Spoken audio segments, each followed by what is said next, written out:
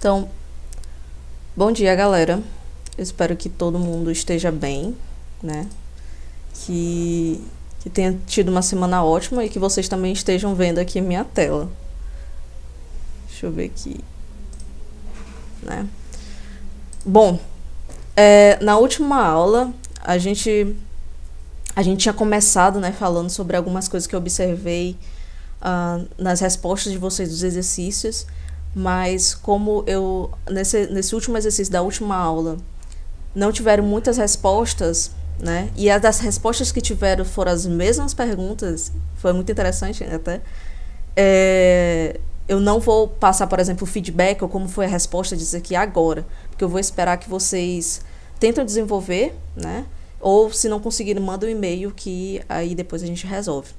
Aí isso me fez pensar que talvez no final do curso eu lance um vídeo off mesmo, sem ser online, aqui no Meet e tal, da resolução das questões que tinham mandado, né? Talvez possa ajudar. E outra coisa também que eu fiquei pensando foi que na última aula, eu não me lembro quem foi que estava falando, que pediu uma dica de como é que a gente poderia fazer com dados simulados. Não me lembro qual foi muito bem a pergunta. Aí eu tinha dito que era com SciPy, né? E aí eu passei a semana pensando em que talvez eu pudesse fazer uma aula extra só do SciPy, porque como esse curso ele não abrange essa parte, porque eu queria que para você mexer com SciPy, normalmente você já tem um conhecimento um pouco mais avançado de umas certas áreas de matemática até certas áreas de física. Então, por exemplo, fazer autovalores, autovetores, mexer com matriz e transposta, uma transposta conjugada, alguma coisa do tipo. Então, você tinha que ter um conhecimento prévio de matemática para entender qual é o output que ele está dando. Ele não vai fazer um passo a passo da matemática, ele vai te dar o output. Então, eu estou pensando, e se vocês também quiserem se apoiarem, né, depois eu fazer uma aula extra só de SciPy e que daria certo também. Poderia ajudar em outras pessoas que estão usando alguma ferramenta, né, que o SciPy pode ser. Então, estou pensando em fazer isso, tá? Mas seria tipo, não sei exatamente, porque como a última aula, que a gente está na nossa penúltima, a nossa última aula vai ser só sobre pandas, né? E ainda não decidi, eu ainda nem decidi qual é o data frame que a gente vai utilizar. Deixa eu dar uma olhada aqui nas respostas de vocês. Fazer algo mais focado em quem usa essas ferramentas em física. Exatamente, seria exatamente isso.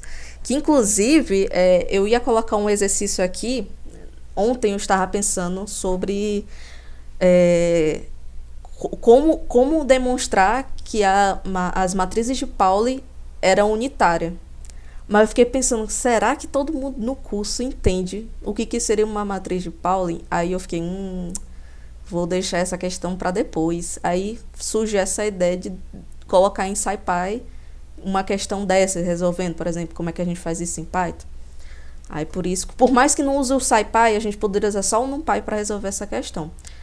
Aí, pois pode falar, Bruno. Ah, tá bom. É porque eu fico naquela de responder todo mundo, né? Quando levanta a mãozinha já fica assim, ó, pode falar. Mas enfim, aí eu tô pensando em fazer isso no final de quando acabar todas as aulas, eu lançar esse vídeo extra. E se surgir alguma ideia também, como faz outra coisa que eu queria aprender. Aí, se eu souber fazer, eu também faço um outro vídeo extra.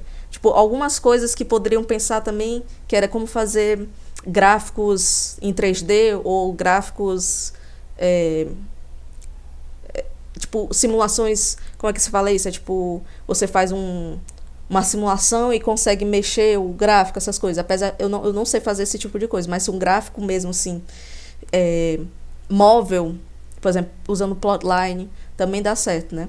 Então, não é bem um gráfico dinâmico, é que eu esqueci o nome disso, é tipo, você consegue mudar os parâmetros dentro do gráfico, tipo, como se fosse uma barrinha, sabe? Não sei se entendeu, mas seria isso também. Não sei, eu fiquei pensando em várias ideias de aulas extras, né? Porque como a gente tinha falado desde o início, as nossas aulas são poucas aulas para abranger muitas coisas, então não tem como fazer tudo, né? Inclusive as coisas que a gente está falando tem muita coisa além disso, entende? Tipo o GeoGebra, justamente, né? Tipo, exatamente. Pensei nisso também. Então, vamos deixar para depois, né? As ideias que vocês sugerem, se vocês tiverem outra ideia. Essa do SciPy foi a primeira que eu pensei, de colocar lá. Outra também eu pensei só uma aula exclusiva de álgebra linear usando NumPy, que também tem gente que gosta de usar, por exemplo, para descobrir o determinante, essas coisas da matriz, enfim. Bom, galera, essas são as ideias. Pode falar, Bruno. Já finalizei aqui. Eu estava esses dias desafiando a refazer alguns gráficos que eu tinha feito nos relatórios da disciplina que a gente está fazendo no semestre. Uhum. E para isso tinha um gráfico específico que eu precisava fazer a linhazinha de tendência, mínimos quadrados e tudo. E a gente não tinha aprendido isso ainda. Então eu fui fuçar e tudo e me deparei com muitos problemas. Aprendi alguns comandos básicos do Pandas para exportar alguns dados da planilha. Uhum. Deu certo, consegui fazer, é simples. Para eu conseguir usar esses dados, eu tentei transformar em uma tupla, não consigo manipular nem para fazer gráfico. Tentei transformar meu Deus, uma matriz, eu também não sei como fazer. Porque o meu problema é, eu não consigo separar, eu estou só com duas colunas, eu não consigo separar elas para chamar de eixo X ou Y do meu gráfico. Eu queria saber se isso é possível, porque daí, se não for nem possível, eu nem continuo por esse caminho. Tu repete de novo, só esse finalzinho. Tu queria fazer um gráfico, que seria as duas colunas? Isso, porque eu fiz uma planilha bem simples, porque eu estava mexendo só para eu entender o funcionamento, Uhum. entende? Eu Não, dá fiz uma certo. Ó, o próprio Pandas, tu consegue fazer plots com o próprio Pandas sem importar a biblioteca Matplotlib. O próprio Pandas tem isso. Então, você consegue fazer isso tranquilamente, só colocando um índice da coluna que você quer plotar, entendeu? Tipo, por exemplo, pode botar assim, PLT, plot, aí, por exemplo, data frame, aí bota, por exemplo, coluna, o nome da coluna 1, DF, coluna 2, por exemplo. Aí vai plotar, né? Oxi, deixa eu reconectar aqui. Aí você plota e dá certo. Não vou rodar essa célula porque não é o DF, não tem nenhuma coluna aqui. Entendeu? Mas dá certo. Na próxima aula a gente vai ver sobre isso. E ainda estou decidindo qual é o data frame que eu vou usar. Ainda não pensei, né? Mas vai dar certo. Obrigado. Nada. Bom, deixa eu voltar aqui.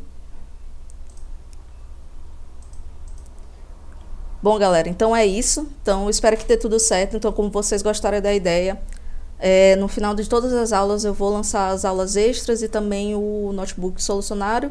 E se couber também um vídeo só resolução dos exercícios que eu mandei para vocês, que dá certo também. Então, galera, a gente percebeu que nas últimas aulas, agora de fato começando essas aulas, que a gente teve um caminho muito certo que a gente fez. Então, a gente viu como foi a manipulação de valores, fazemos cálculos, né, de coisas simples na matemática, vimos funções, vimos como faz coleções de valores, como a gente retorna um valor daquela coleção a partir de índice, a gente acessa o índice daquela coleção de valores, a gente viu listas, a gente viu tuplas, né? E no finalzinho da última aula a gente viu sobre arrays, né? Que é do próprio NumPy, que é como se fosse uma matriz, tá certo? A gente também viu como é que a gente constrói um gráfico, a gente viu gráficos de linhas e gráficos de pontos. E hoje, nessa aula, eu queria começar com vocês, porque o que a gente estava fazendo? Eu vou apagar essa célula aqui em cima. A gente estava vendo a gente fazendo construções de dados assim. Imagine que vou importar aqui um NumPy, tá? SNP. E a gente estava sempre fazendo assim, né? Por exemplo, se eu quisesse construir um array, né? Em que esses valores que estivessem dentro, por exemplo, fosse um valor de 1, 2, 3 até 12, por exemplo. Eu poderia botar tipo como se fossem os meses do ano. Então, poderia ser um NumPy array, que vai receber uma lista de 1, 2, 3, 4, 5, 6, 7, 8, 9, 10, 11 e o 12, né? Se eu ver se fosse esses meses aqui, ele vai me retornar um array certinho. A gente viu isso muito bem na aula passada. O problema é que na vida real ninguém faz isso à mão. Logicamente que eu não levei toda a vida aqui para escrever todos esses números de 1 a 12. Mas, se eu quisesse escrever o número de 1 a 100, eu ia ficar escrevendo 1 a 100 até... Nossa, ia ser uma coisa ridícula, né? Então, o NumPy, ele permite fazer a geração de números a partir de algumas coisas. O próprio Python permite isso e o NumPy possui diversas bibliotecas nisso. Então, para iniciar, eu queria falar de uma função embutida do Python chamada range. Essa função range, ela gera, olha só, sem fazer nada, ele já está aparecendo como é que eu posso dizer? A documentação dele, né? Ele retorna um objeto que produz uma sequência de integrais de um início, que está inclusivo, a uma parada, que está exclusiva, ou seja, ela não faz parte daquele dali. Então, pelo um step, pelo um passo. Então, olha só, quando eu boto um range de 1 e j, ele produz assim, um valor de um i mais 1, i mais 2, tararara, até o último valor menos 1. Então, por exemplo, se eu quero de 1 a 10, ele vai de 1, 2, 3, até 9, porque ele vai de 10 menos 1 até 9. Então, o último valor ele não inclui. Então, por exemplo, se eu colocar aqui 1 a 12, que é o intervalo que eu quero, na verdade eu quero até 1 a 13, porque o 13 não está incluído, mas o 12 está. Se eu rodar essa célula, olha só, ele não me retornou nada. Por que ele não me retornou nada? Ele está me retornando a própria função naquele intervalo. Mas que container que ele vai fazer parte? Que container que esse conjunto de dados vai fazer? Então, eu posso botar, por exemplo, um list aqui na frente. Se eu colocar um list, ele vai me retornar uma lista com todos esses valores. É a mesma coisa. Ou, em vez de uma lista, eu posso botar um NumPy array do range de 1 a 13, que vai me retornar exatamente a mesma coisa que eu fiz quando eu fiz manualmente. Então, é uma forma de construir números sem eu precisar dizer colocar todos os valores. Eu posso colocar como é que começa e quando termina. Inclusive, eu posso colocar o passo que a gente viu. Esse passo é o valor que vai dar entre um e o outro. Então, por exemplo, NumPy array de um range de 1 a 3 com passo 2. Ou seja, se eu rodar aqui, ele vai começar com 1, mais 2, 3, mais 2, 5, mais 2, 7, e aí ele vai fazendo todo esse passo a passo. Então, é muito bom para você, por exemplo, se eu quero um range de 1 a 100, que o passo seja 2, ele vai me mostrar todos os números ímpares, certo? Então, olha só. Muito legal, né? Então, deixa eu voltar aqui, porque... certo. Alguma dúvida sobre o range? E aí, o Python... o NumPy, ele também tem outras bibliotecas que cria arrays de diferentes formas que vocês podem imaginar. Então, por exemplo, o NumPy, se eu colocar NumPy zeros aqui dentro, ele é uma função que, olha, ele retorna um novo array, uma nova matriz, dado um shape, um formato e um tipo cheios de zeros. Então, por exemplo, se eu colocar 5 aqui dentro, olha o que ele vai me retornar. Ele vai me tornar um array com 5 zeros, certo? Ele ainda disse o tipo. Veja que esse tipo aqui, ele tá meio float, né? Ele tem um ponto aqui. Se ele tem um ponto, é como se fosse um número decimal. Então, se eu colocasse que o número que está ali dentro fosse um número inteiro, apesar que zero não faz muito sentido esse número inteiro em float e tal, mas ele está considerando como se esse número fosse inteiro, fosse float, então eu poderia botar NumPy zeros. Eu quero 5 valores de zero, que o dtype, que é o tipo, fosse inteiro. Então, olha só, ele vai voltar todos os valores inteiros. Tá certo? Ah, mas eu não quero zero, eu quero que seja só de uns, por exemplo. Muito simples, então vai ser NumPy ones, por exemplo, 5 números de uns. Olha só, vários 5 de uns. Aí, e fica muito fácil de você fazer manipulações que a gente viu, que é o NumPy array, os arrays que a gente faz com o NumPy, ele permite operações elemento a elemento. A gente viu isso na última aula passada, né? A última coisa na aula passada. Então, se eu consigo fazer elemento a elemento, eu poderia fazer, por exemplo, assim, NumPy ones de 5 e multiplicar esses ones por 5, por exemplo. Então, eu vou ter um array de vários 5. Percebe? Então, é muito legal de a gente fazer isso também. Outra coisa interessante é que o NumPy, ele tem uma função muito similar ao range aqui. E essa é a função chamada arrange. Ó, então, NumPy arrange. E ela inclui os dois valores. Então, por exemplo, as mesmas coisas desse outro aqui. Então, por exemplo, se eu botasse 1 a 13, ele vai me retornar já dentro do ambiente array uns valores de 1 a 12, certo? Então, qual a diferença disso daqui para isso daqui? Por exemplo, NumPy array de um range de 1 a 13. Qual a diferença desse para esse aqui? A diferença é que, para você usar o range, eu preciso obrigatoriamente colocar ele dentro de algum container, alguma coisa que vai receber minha coleção de dados. Pode ser um NumPy array, pode ser uma lista, como a gente tinha colocado, pode ser uma tupla, enfim, pode ser alguma coisa aqui dentro. E quando eu coloco só o NumPy arrange, ele já coloca dentro de um array. Outra coisa importante é que se eu colocar um passo dentro do range do tipo float, eu quero que o intervalo seja de 2.5 para 2.5 todo mundo e rodar essa célula, ele vai me dar um erro. Que o erro vai ser de um tipo, porque esse objeto aqui, ele não aceita que seja um float, ele só aceita se for um inteiro. Eu não consigo fazer um passo disso, eu só consigo fazer um passo se o número for um número inteiro. Já o arrange, ele já me permite fazer isso. Se eu botar 2.5 aqui dentro, ele me permite que o passo ele seja também um passo assim, ó, quebrado. Então tá tudo bem. Então essas são as diferenças entre esses dois, tá certo? E existe um que eu coloquei no material de aula, que é um que eu uso muito, tá certo? Assim, eu acho que a maioria das pessoas que mexem em Python usam muito essa, né? Que é o NumPy linspace. Esse linspace é brilhante. Você vai colocar dois valores, por exemplo, de 1 a 10, que é o início e o fim. Os dois inícios, eles literalmente existem. Vai de um número ao outro exatamente. Diferente desse aqui que vai ser, por exemplo, de 13 menos 1, né? Que vai até 12. Nesse caso aqui do linspace, eu estou colocando valores do início ao fim, e o intervalo entre eles é a quantidade de números que existem entre eles. Eles estão exatamente espaçados. Vou mostrar o que acontece. Se eu colocar um último número aqui, que até parece aqui um num, né? Se eu colocar 10 aqui dentro e rodar isso aqui, eu vou ter um número de 1 a 10, e entre 1 e 10 existem exatamente 10 números.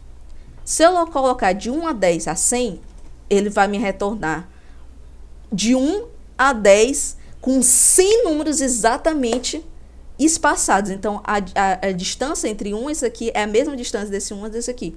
Então, você consegue criar 100 números no intervalo de 1 a 10. Então, existe um parâmetro aqui dele. Deixa eu só ver qual é o parâmetro. É esse aqui, né? Deixa eu ver. Pronto. Esse hat step aqui, que ele vai te retornar qual é o step, né? Qual é o passo que ele está usando. Porque a gente não está dizendo para ele qual é o passo. Eu só estou dizendo para ele, ó, eu quero tantos números dentro desse intervalo. Então, por exemplo, se eu colocar um hat step aqui como true, a gente já vai entender o que é esse true. Ele vai me retornar aqui embaixo, ó, o passo que ele está dando. Então, cada um ele está igualmente espaçado nesse passo aqui. Se eu botar, não precisa ser exatamente de 1 a 10, eu posso botar de menos 4 a 4, por exemplo. Ele está me dando que o passo é esse daqui. Eu tenho um valor de menos 4 a 4, que tem dividido em 10 partes por esse valor. Tá certo? Por que eu disse que é interessante fazer isso? Porque os linspaces são ótimos para verificar se a sua função está funcionando. Como assim? Porque como é que a gente constrói uma função? A gente precisa de um x que vai te retornar um y, correto? Então, por exemplo, se eu criar esse daqui, ó, vou pegar esse cara aqui mesmo, tá? Vamos ver aqui as mensagens. Pode falar, Romário. Romário?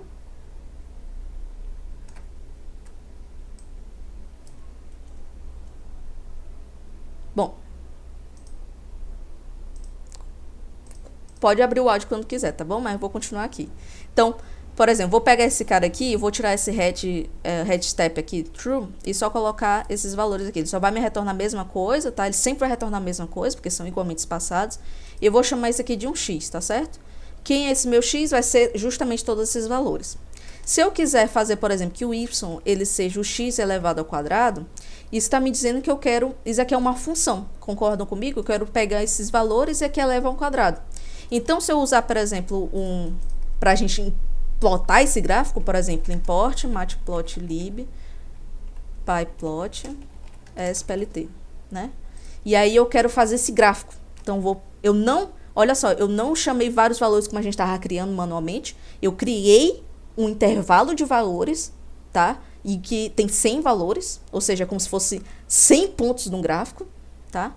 E elevei todos esses valores ao quadrado. Então, plt plot do x e o y. Deixa eu só botar um plt show aqui.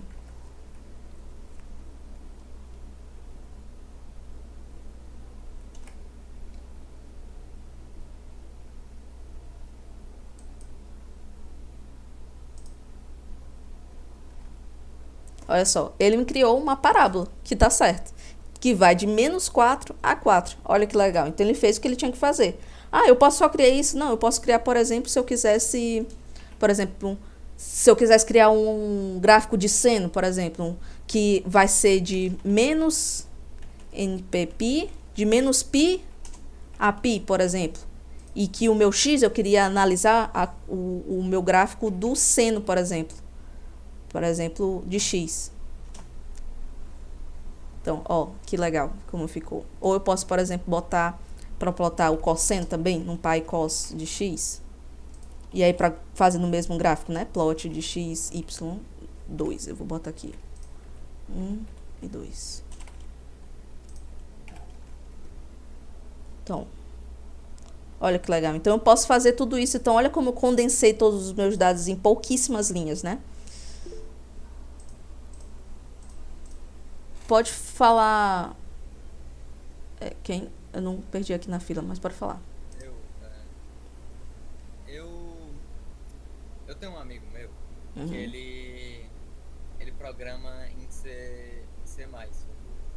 E ele tá com uma dúvida, tá me perguntando, mesmo que Python não seja C++, ainda tem essas diferenças do float da diferença do valor, né? De ser inteiro ou não. É que ele está criando uma sequência onde a cada 0,5. E quando ele quer que nessa sequência a 0,5 acabe dando um número inteiro, esse número fique só inteiro, não fique racional. É tipo, tem 0,5, 1, não ser 1.0 ou alguma coisa assim. Não sei se eu expliquei. Então, quando o número, por exemplo, se for um espaçamento de um float, aí quando o número naquele espaçamento for um inteiro, ele não quer que retorne um float. Isso. Pronto. Isso. Pronto, eu acho que dá para fazer isso usando condição. Por exemplo, se... exato. Se acontecer isso, retorne um inteiro, por exemplo. Okay. Pode fazer isso. Certo. Obrigado. Nada. Inclusive, nessa aula a gente vai ver condições e talvez pode até surgir uma ideia aí, Ivo, tá bom? Certo. Obrigado. Nada. Certo. Então, perfeito. Eu gosto muito de usar esse Linspace, então por isso que eu trouxe para vocês. Mas existem outras documentações aqui. Todos os links que eu tô clicando, galera, novamente, estão tudo no material. Então, não aparece assim magicamente, mas enfim. Então, olha só. Aqui, o NumPy, ele fornece várias formas de criar de formas rápidas os arrays. Por exemplo, a gente viu os zeros, viu os ones, tem a identidade, que retorna uma array identidade, uma matriz de identidade, né? Que é os uns aqui, né? O I também, o I é que faz isso, ele faz os uns na mesma coisa, né? Pois é. Os uns na diagonal e todos os zeros em todos o resto, né? O array que a gente já construiu. Outras formas também aqui, a range que a gente viu, o linspace, tem o logspace que ele retorna o espaçamento na escala de log, o geonspace que é com a progressão geométrica, enfim. Isso aqui é para quem está fazendo alguma cálculo que envolve alguma álgebra linear, busca aqui e dá certo. Mas eu mostrei para vocês que são os mais usados e o Linspace é ótimo para fazer esse tipo de gráfico. Então, como o Ivo, a gente já falou aqui sobre a estrutura condicional de condições, nada mais justo de a gente começar aqui agora sobre uma introdução à estrutura condicional. Porque, olha só, a gente já construiu dados, a gente já viu visualização de gráficos, a gente constrói agora conjunto de dados mais de forma não de forma manual, mas de forma mais automática.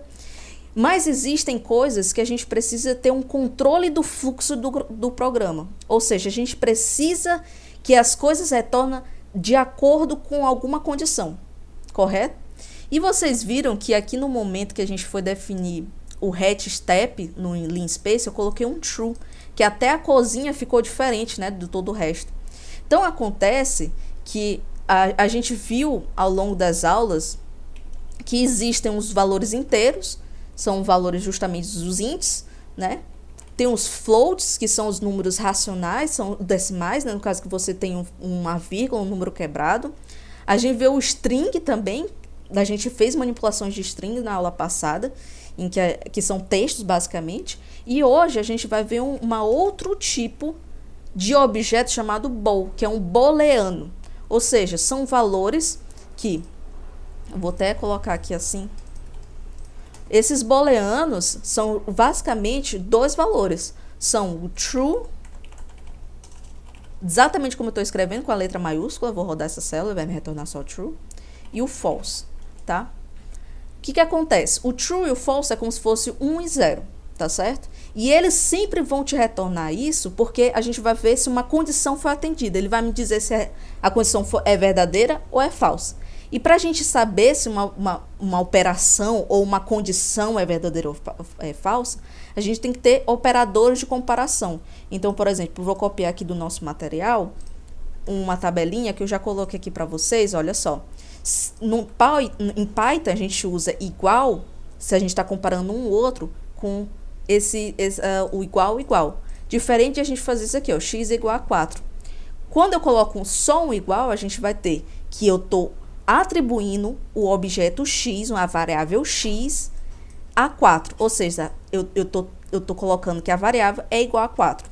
Ao colocar com os dois iguais, eu estou comparando se x é igual a 4. Tá certo? Então, por exemplo, eu posso dizer que 4 é igual a 4, ele vai me retornar true, porque realmente 4 é igual a 4. Mas 4, ele é maior ou igual a 5? False, porque 4 não é maior ou igual a 5. Então, a gente consegue fazer as alterações. Inclusive, o true, como eu falei para vocês, ele pode ser considerado 1. Então, será que true é igual a 1? Vai ser verdadeiro, porque eu posso considerar true igual a 1. Ou, por exemplo, que o false é igual a 0. Isso é muito importante, porque normalmente quando você tem um data frame, que é o que a gente vai ver posteriormente, imagine como se fosse no Excel, aquela planilha no Excel, algumas colunas vão te dizer assim, ó, vai ser um conjunto de 0 e 1. Porque, por exemplo, não sei, se fulano de tal estuda, aí vai ter uma coluna estuda. Aí vai ser 1 para ele estuda, 0 para se ele não estuda, e por aí vai. Então vai ser uma coluna de 0 e 1. E o Python vai entender esses zeros e 1 como verdadeiro e falso, como booleano, tá certo? Então, para a gente fazer esses testes de validação, se é verdadeiro ou falso, a gente precisa escrever uma condição. Então, por exemplo, eu vou dizer assim, ó, que o número vai ser igual a 4. Tá?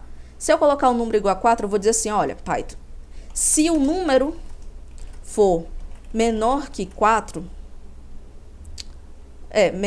menor do que 3, vamos colocar aqui, menor do que 3, mostre para mim que é menor que 3. Por exemplo, eu quero que o Python faça exatamente do jeito como eu escrevi. Então, se o número for menor do que 3, mostre para mim que ele é menor que 3. Então, por exemplo, if número, que é esse número que eu estou colocando aqui, for menor, só menor, né? Menor do que 3, print que o número é menor que 3. Eu posso até usar o f-string que a gente aprendeu na última aula, botar aqui e colocar o número aqui dentro. Número, tal. Vou apagar isso que ele não vai entender o que é. Se eu rodar essa célula, poxa, não aconteceu nada. Por que não aconteceu nada? Alguém consegue me dizer por que não aconteceu nada? Eu rodei a célula, apareceu aqui tá certo, mas não apareceu nada. Condição é falsa. Exatamente. A condição é falsa. Se isso daqui não é verdadeiro, ele não vai me fazer nada. Certo? Agora, eu vou colocar aqui embaixo. Se o meu número for maior do que 3, eu vou copiar essa célula para não ficar copiando. Ele tá até um espaçamento aqui, certo? Se um número for maior do que 3, um número é maior do que 3. Se eu rodar essa célula, deu certo. Então, o que acontece? Se isso daqui for verdade, se essa condição aqui for verdade, ele vai me mostrar o que tem embaixo. Se não for verdade, ele não vai me mostrar nada do que tem aqui embaixo. Ah, mas eu queria que aparecesse os dois. Eu queria mostrar que se fosse um, me mostra. Se fosse outra condição também, queria que mostrasse, né? Então, se eu colocasse nessa... Eu vou copiar aqui embaixo, tá? Pra gente pegar... Eu vou copiar essa célula aqui, tá bom? Olha só. Se eu rodar essa célula, a gente sabe que não retorna nada, mas eu queria que retornasse. Então, por exemplo, se isso não for verdade, me mostre se é maior, por exemplo. Se isso não for verdade, me mostre isso. Então, tudo isso, se não for verdade, a gente pode usar o else. Caso contrário, né? Print que o número é maior que 3. Então, olha só. Vou tirar esse daqui e vou colocar um f-string aqui só pra gente ver o número, que é esse número. Olha só. Pronto. Isso daqui não atendeu à condição, é falsa. E aí ele me retornou o contrário. Se isso aqui não for verdade, então, caso contrário, me mostre isso. Então, o número 4 é maior que 3. Certo? Por fim, existe a condição de que eu possa analisar várias condições diferentes antes de dar o final da situação, terminar todas as condições possíveis. Então, por exemplo, se o número for menor do que 3, eu vou copiar isso aqui, né? Vai ficar... Se o número for menor do que 3, retorne isso. Mas, se o número for igual a 3, mostre que o número... Meu Deus, número é igual a 3. Se não for nem menor do que 3, se não for nem igual a 3, portanto, me mostre que o número, eu vou copiar isso aqui, né? Que o número, ele é maior do que 3. Então, veja só, eu vou colocar aqui um número novamente para a gente ficar testando outros números. Por exemplo, o 4, né? O 4, ele vai negar esses dois, o if e o else, o elif, desculpa, e vai me retornar só o else. Se eu colocar aqui o número 3, o que ele vai fazer? Ele vai ler na ordem que ele está. O número que eu coloquei aqui, ele é menor que 3? Não, não é menor que 3. Ele é igual a 3. Aí ele cancela essa linha e vai para o próximo. Pro elif. Ele vai ver o elif e ele diz assim, o número é igual a 3? É, o número é igual a 3. Puf, então ele ignorou todo o resto e me retorna. Entendeu? Então a gente consegue fazer essas manipulações com o if, else e o elif. Tá certo? Pode inserir quantos elifs que tu quiser. Quantos elifs você quiser. Tá bom? O último sempre vai ser o else. E o else, ele não recebe um número aqui. Ele não coloca, por exemplo, número igual a 4, por exemplo. Ele até parece um erro para mim, ó, tá vendo? Ele não me permite fazer esse tipo de coisa. Tá certo? Ele vai dar um erro, ó. Ele não espera nada aqui dentro. O else é a última coisa que a gente coloca que finaliza todo mundo. Tá certo? Inclusive, no Python atual, ele tá usando o case, mas eu nunca mexi sobre isso, mas quem quiser dar uma procurada, eles, de vez de usar o if, elif e else, usa o case. Mas, novamente, eu nunca usei.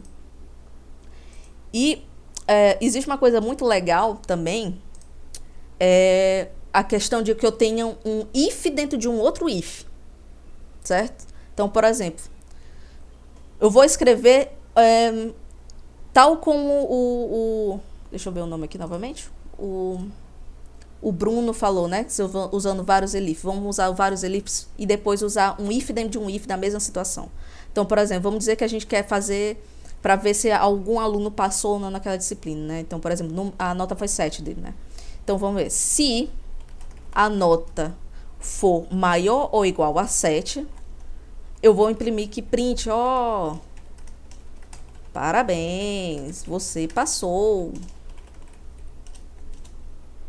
Caso ao contrário, a nota for maior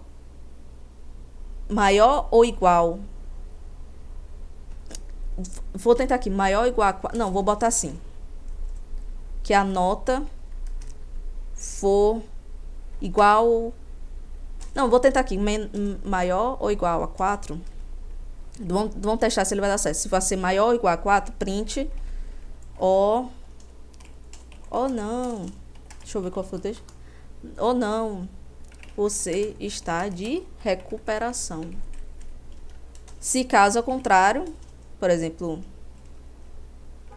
vou botar um outro elif aqui, se a nota for igual a 0, por exemplo, elif, se a nota for igual a 0, print, meu Deus, sei lá, uma coisa do tipo aqui. E else, se caso tudo isso, vou colocar aqui print reprovado. Não sei, vamos lá, vamos ver o que ele vai me retornar. Ou você me passou, vamos ver se eu botando 0 aqui ele vai me dar o quê? Meu Deus, então a nota foi igual a 0, ele me deu meu Deus, então a nota realmente foi igual a 0. Se for igual a 1, ele vai me retornar reprovado, porque ele não atendeu, essa nota não é maior ou igual a 7, a nota não é maior ou igual a 4, a minha nota não é igual a 0, mas me retornou útil. Se eu botar 3, reprovado. Aqui, se eu botar 5, ou não, você está de recuperação, ele atendeu esse daqui, certo? Essa opção. Vamos ver aqui. Eu posso inserir conta nota menor ou igual a 4, Poderia também ser esse aqui. Vamos ver se ele vai retornar a mesma coisa. Não, ele não me retornou, porque existem outras opções aqui. Ele vai ler linha por linha, por isso que eu coloquei que seja maior ou igual a 4, né? Porque quando ele for maior ou igual a 7, ele já considera essa linha aqui, tá certo? E como é que eu escrevo isso do jeito que eu estou fazendo aqui? Com um if dentro de um if. Então, por exemplo, vamos fazer a mesma coisa de a nota igual a 5, tá? Vamos lá. Se, vou copiar essa linha aqui, Se a nota for maior ou igual a 7, ele vai me mostrar isso aqui. Caso ao contrário, eu vou colocar um outro if aqui. Se essa nota não for maior ou igual a 7, ele vai me tornar outras duas condições. Se, if, essa nota, ela for maior ou igual a 4, do jeito que eu coloquei aqui, maior ou igual a 4, ele vai me retornar esse print aqui, Certo? Else, eu vou colocar outra condição, print, está reprovado. Então, eu coloquei um if dentro de um outro if. Se esse if tá certo, ele vai me retornar isso. Caso ao contrário, ele vai entrar em outra condição, que são duas condições dentro. Se essa nota for maior ou igual a 4, ele não retorna isso. Caso contrário, retorna reprovado. Então, vamos ver. Ou não, você está em recuperação. Então, não aceitei isso, ele começa a entrar aqui. Se ele está aqui dentro, ele vai ver se ele for maior ou igual a 4 ou não. E aí ele me retorna, não, você está de recuperação. Vocês entenderam? Ou ficou muito confuso esse if e else com dentro de outro? Eu estava achando que as duas primeiras condições seriam sobreposições, mas ele já separa o intervalo, né? Exatamente, ele já separa, porque exatamente quando essa condição de maior ou igual, ele já considera. Caso ao contrário, ele é como se ele realmente estivesse fazendo esse corte, tá? Inclusive, eu coloquei uma questão, eu não sei o quão difícil vai ser para todo mundo entender, mas é uma questão que eu amo fazer. Normalmente é feito várias vezes quando você aprende o if else, né? É um pouco mais complexo, mas eu espero que todo mundo entenda e que participe comigo nessa interpretação, tá? Ela tá nos exercícios, mas eu coloquei como um exercício resolvido. A questão é o seguinte, eu copiei aqui o textinho da pergunta e ela fala o seguinte. Deixa eu só fechar aqui o chat. Ele fala o seguinte: no calendário gregoriano, determinamos se um ano é bissexto, seguindo algumas regras.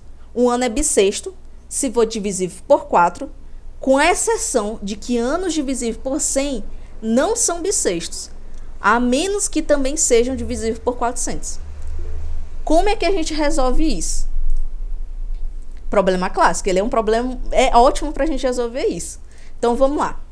Primeiro a gente tem que se lembrar que na primeirinha aula que a gente teve, que eu falei, existe uma operação, que essa operação ela retorna o resto. Você se lembra disso quando a gente tinha falado? Por exemplo, se eu pegar 4 da divisão para obter o resto, a gente obteve 0. Que isso significa, se eu pegar 4 e dividir por 2, o resto vai ser 0. Então, isso aqui é ótimo para a gente ver se esse número é divisível por não. Então, se eu usar aquele operador de comparação para dizer assim, esse resultado aqui é igual a 0, ele vai me retornar o true, então é verdadeiro. Agora, se eu pegar 4 e dividir por 3, ele vai retornar 1, porque eu estou pegando o resto da divisão.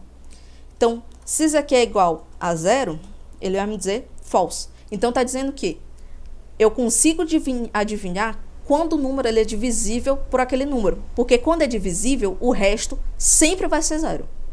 Ok?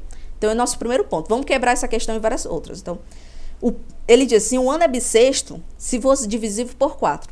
Então, se um ano é bissexto, ele obrigatoriamente eu tenho que pegar um número e dividir por 4 e o resultado tem que dar 0, né? Então, vamos lá. Ele quer que a gente teste para o ano 2028. Então, o ano 2028. Então, por exemplo, se o ano eu pegar isso e pegar o resto por 4 e dar 0, eu tenho que dizer que o print esse ano é bissexto. Certo? Caso ao contrário, se ele não fosse divisível por 4, eu vou dizer que esse ano não é bissexto. Certo? Show, beleza. Mas ele fala o seguinte: com exceção de que anos divisíveis por 100 não são bissextos. Então, vamos ver. Beleza, o ano é divisível por 4. Ele é um ano bissexto. Agora, a gente tem que ver se esse ano, que é divisível por 4, é divisível por 100. Então, se eu vou colocar dentro desse if uma outra condição. Se o ano for divisível por 100, vai acontecer alguma coisa. Ainda não vamos colocar nada. Eu estou colocando outra condição. Mas ele fala o seguinte: a menos que também seja divisível por 400. Ou seja, se o ano for divisível por 4, for divisível por 100 e for divisível por 400, o ano é bissexto. Mas, se o ano for divisível por 4, divisível por 100, mas não é divisível por 400, o ano não é bissexto. Alguém pegou essa? Todo mundo entendeu? Exatamente como eu falei, que a gente vai acabar escrevendo aqui. Só para todo mundo entender, né? Todo mundo entendeu? Show. Perfeito. Então, se o ano é divisível por 4, ele vai dar 0. Se o ano for divisível por 100, mas ele precisa ser divisível por 400 para ser também. Então, se o ano for divisível por 400, que o resultado vai ser 0, então o ano vai ser bissexto. Perfeito. Agora, se o ano for divisível por 4, for divisível por 400, mas não é se o ano for divisível por 100, mas não é divisível por 400, else print esse ano não é bissexto. Perfeito. Mas veja que eu coloquei um if atrás de if. Então, veja só. Se... Cadê? Se o ano é divisível por 4, mas não é divisível por 100, ele vai continuar sendo um ano bissexto, não? Então, print... else. Eu vou ter que colocar um else. Esse else, imagina que eu não tenho nada aqui, tá bom? Não tenho nada... Na verdade, isso, não tenho nada aqui. Então, eu vou ter que o print esse ano é bissexto. Ou seja, se o ano é divisível por 4, mas ele não é divisível por 100, ele vai ser um ano bissexto. Então, vamos lá. Então, if atrás de if atrás de outro. Então, vamos rodar, vamos ver se tá certo. Pronto, então esse ano é bissexto. Então, esse ano, ele deve ser divisível por 4, divisível por 100 e divisível por 400. Ou, ele é divisível só por 4, certo? E não é divisível por 100. Vamos testar outros anos para ver se tá certo? Vamos ver aqui. Quais os anos binários, bissextos? Vamos ver quais são os anos bissextos. Então, ó, 1600 é né? Um ano bissexto. Então, 1600, se eu testar aqui. Ah, então meu código tá fazendo certo. Não tá me dizendo que é um ano bissexto. Todo mundo entendeu ou ficou muito complexo? Ixi, travou pra vocês? Caramba, eu não tinha visto que tinha travado. Daria pra gerar anos bissextos usando algo parecido? Dava sim. Dava sim. A gente pode criar uma lista e dessa lista a gente pode fazer um append. Tá certo? Foi só pra mim, aparentemente. Ah, beleza. Show. Perfeito. Deixa eu voltar aqui. Esse resultado eu tinha colocado bem direitinho lá nas notas de aulas, tá bom? E aqui a gente pode começar com outro tópico que tá bem parecido, que seria sobre a introdução aos loops, né? Então, veja só, a gente já viu condições de algo acontecer devido a alguma condição, a gente... Pode falar, Romário. Romário não, Ivo, né? Só uma dúvida. Para todo if tem que ter um else, né? Não necessariamente. Não necessariamente. Boa pergunta. Se eu colocar assim, se o número for igual a 4, if número é menor do que 3, é menor do que 3, print algo. Rodar essa célula, não vai acontecer nada. Se eu botar aqui, se for maior que 3 para retornar, ele vai retornar. Acontece é que o if não precisa ter um else.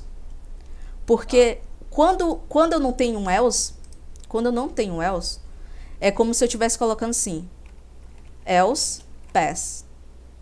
Ou seja, eu estou passando aquela condição, eu não quero saber, não quero nada, que passe. Se caso isso aqui não seja verdadeiro, ou por exemplo, se eu colocar menor do que 3, ele não vai retornar nada, ou seja, ele passou. Ele não ligou, não importa o que seja o que venha antes, ele passou. Isso aqui do jeito que eu escrevi é a mesma coisa de não escrever com else, tá bom? Ok. Ok? Obrigado. Nada.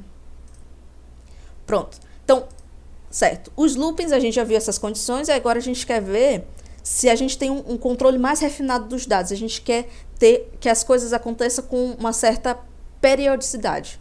Então, eu fiz aqui um gráficozinho, não é bem um gráfico, né? Um diagramazinho, tá? De como é que funciona isso. O for, que é o que a gente vai usar primeiro, ele usa exatamente isso aqui. Imagina que eu tenho aqui uma coleção de valores, certo? Para cada item nessas quantidades de valores nessa sequência, ele vai checar se é o último item, certo? Naqueles valores que estão naquela lista, no PyArray. Se não é, se existir ainda um item naquela sequência, ele vai continuar o looping, certo? E vai voltar. Tuf.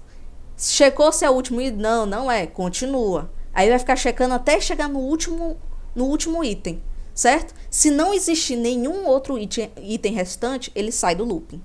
Então, é tudo isso que ele vai fazer, certo? Então, vamos ver um exemplo de como funciona. Eu vou pegar aqui para vocês num PyArray de número de precipitações, tá? Daqui de Fortaleza, que eu só escrevi e tá no material. E vamos ver como é que isso funciona. Eu vou escrever exatamente como é que a gente deve funcionar. Então, para cada elemento na lista de precipitação, mostre o item. Simples, né? Então, como é que a gente escreve isso? For para cada elemento em precipitação, deixa eu copiar se tá certo aqui. Tá certo? Para cada elemento, mostre esse elemento. Então, print elemento. Então, eu apago aqui e vou rodar. Olha o que ele me retornou. Olha só. Para cada elemento que tem aqui dentro, esse nome pode ser qualquer coisa. Pode ser qualquer coisa aqui dentro. Qualquer valor aqui dentro, tá bom? Se eu rodar, ele vai dar a mesma coisa. Então, certo? Então, para cada elemento, para cada valorzinho que está dentro dessa lista, né? Dessa lista, ele vai me mostrar o valor. Então, ele mostrou, olha só, a mesma coisa, ele mostrou o valor. É o último item? Não, não é o último item. Então, volta, vai para o próximo item. É o último item? Não, volta e executa novamente. Então, ele vai fazer todo esse processo até chegar no último valor e parar e sair do looping. Então, ele está me mostrando cada um desses valores, tá certo? Outra coisa legal que a gente pode fazer com isso, com loopings, é quando a gente faz uma interação para somar, por exemplo. Vamos imaginar que eu tenho esses valores de distâncias aqui, ó. Vou chamar, de vez aqui, eu vou chamar de minhas distâncias, tá? Tenho valores aqui, ó, uma lista normal, não precisa ser um NumPy Array, tá? E aí eu vou fazer um inicializador, um valor que inicializa aqui dali. Então, por exemplo, vai ser minha distância total. E ela vai começar com 0, tá? Então, vamos colocar assim, ó, para cada distância em minhas distâncias, o que eu vou fazer? Eu vou pegar aqui minha distância total, vai ser a minha distância total mais a minha distância. Ou seja, eu vou pegar essa minha distância aqui e vai somar com cada uma desses valorzinhos que estão aqui dentro. Deixa eu só. Certo? Aqui, só para todo mundo entender bem, eu vou colocar um print e vou colocar, ó, quem é a minha distância. A minha distância vai ser a minha distância e a minha distância total vai ser a minha distância total. Só para a gente ver certinho, eu vou botar um F aqui. Se eu tô colocando o print dentro do for, ele vai ler também, ele vai fazer tudo na ordem que está seguindo, depois ele volta para o for e vai fazendo todo esse processo aqui, certo? Então, vou rodar essa célula. Olha só, a minha distância é essa distância que está dentro dessa lista, certo? Então, a minha distância começa com 0. Distância total é 0, porque eu inicializei, esse aqui é a minha inicializador é 0, certo? Agora, saiu do loop, foi o primeiro loop, a minha distância agora é 2 aqui, ó.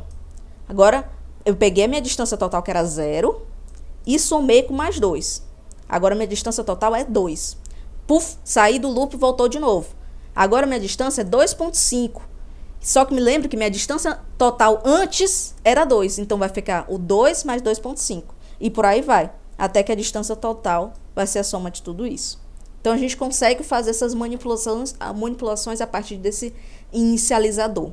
Tá certo? Quem levantou a mão aí, pode falar. Fui eu. Subir só um pouquinho lá naquele bloco anterior, por favor. Qual? Esse aqui? Onde você fez o primeiro exemplo de for. Esse aqui? Isso. Aqui, tu tem uma matriz e aí você faz for elemento em precipitação. Uhum. Você não tinha declarado uma variável, tipo, não tinha dado um nome para essas coisinhas aqui, correto? O que? Elemento? Os elementos que estão dentro desse array. Pronto. Quando você faz for elemento, é como se você estivesse declarando que elemento é o que você vai chamar das variáveis aqui dentro? Não, ele não é uma variável, é um iterator. É uma coisa que está iterando. Ele não é uma variável fixa. Eu não consigo acessar esse elemento como se eu estivesse literalmente só chamando. Como eu posso dizer? Eu só estou chamando ele para segurar os elementos dentro daquele conjunto de dados. Tá entendendo? Ele não é uma variável que eu crio fora. Tá entendendo? Eu não conseguiria operar com ele, fazer... Não, tu pode operar dentro do for. Por exemplo, nesse caso aqui, ó, por exemplo, esse distância total eu coloquei fora, né? Mas se eu colocasse fora do for e print distância, ele vai me mostrar a última distância, ó. 5.1, tá vendo? Ele me usou a última distância. Eu tô printando fora do for, tá certo? É como se fosse uma variável local, só existe dentro do for. Não exatamente, tanto que eu consigo ver ela, quem é meu último elemento, tá vendo? Eu saí do for e printei quem é minha distância. A minha distância, ele pegou exatamente o último valor. Se eu printar fora, por exemplo, só distância total fora, também, ele vai me retornar o último valor, tá entendendo? Ele tá iterando, ele é um valor que tá iterando, tá certo? Pois é. Um por um, exatamente. Tá certo? Então eu consigo chamar assim, porque ele tá guardando até o último valor, que a gente tá vendo aqui, né? Certo? Por exemplo, outro exemplo que eu coloquei aqui foi que textos, a gente viu também que textos é uma coleção de caracteres. Então, se eu também consigo acessar os valores que estão lá dentro. Por exemplo, um texto, eu vou colocar aqui. Introdução a Python na UFC, por exemplo. Não sei, pode ser esse texto. Então, vamos lá. Para cada letra, uma variável que eu estou criando, que não necessariamente é local, mas ela está sendo utilizada para interar cada elemento que está dentro daquele conjunto de coisas. Então, para cada letra em texto, eu vou colocar um print a letra e eu vou colocar um parâmetro aqui que é só para modificar, mas só para vocês verem antes, olha como vai ficar assim, ó. Para cada letra ele vai mostrar. Eu vou botar aqui, ó, que o end, acho que é o end. Vou botar um tracinho. Que de vez do o end, que por padrão é um espaçamento, é esse espaçamento aqui, ó. Tá? Mas eu coloquei e modifiquei para esse tracinho, só para tu ver. Então ele tá fazendo assim, ó. Ele tá printando cada letra que tem aqui. Então ele imprimiu o i, voltou pro for. Aí o meu tracinho, porque é só para não ficar aquela coisa aqui grande, um n, voltou pro for, e ele vai fazendo isso a cada caractere do texto até chegar ao último, que é o UFC. Tá bom? O C do UFC. Tá certo? Outra coisa legal também de for é que eu posso usar o range, aquilo lá que a gente tinha aprendido bem no início das nossas aulas. Que, por exemplo, for para cada x em um range, por exemplo, um x em um espaçamento de 1 a 10, ou até 11, por exemplo. Olha só, nesse caso específico, eu não preciso colocar um list. Que eu tinha dito assim, ó, para vocês verem quem é essa lista, quem é esse range, vocês botam uma lista. Mas dentro do for, não precisa colocar isso, tá certo? Não precisa. O Python já entende que isso aqui é um range que vai de 1 a 11 e ele tá vendo toda essa coleção, ele tá vendo. Você pode colocar o list também, mas não precisa. Então, eu vou colocar uma condição para a gente saber se o número é par ou não, por exemplo. Se esse valor que está dentro do for, ele vai analisar elemento por elemento, tá bom? Se esse x ele for divisível por 2, ou seja, vai ser igual a 0, vou dizer que esse número é par. Caso ao contrário, else, print que esse número... Meu Deus. É ímpar. Então, vamos rodar? Olha só, ele vai me retornar. Ele vai começar com 1. Ele vai começar com 1 no range. Cada elemento que tem aqui. 1, ele vai ver. Esse número é divisível por 2? Não, não é. Então, ele vai por... Esse número é ímpar. Eu vou até colocar aqui, ó, pra gente ver quem é o x, né? Pra todo mundo entender. Então, por exemplo... Vou botar assim, ó. X, pra todo mundo ver quem exatamente são os valores que ele tá pegando.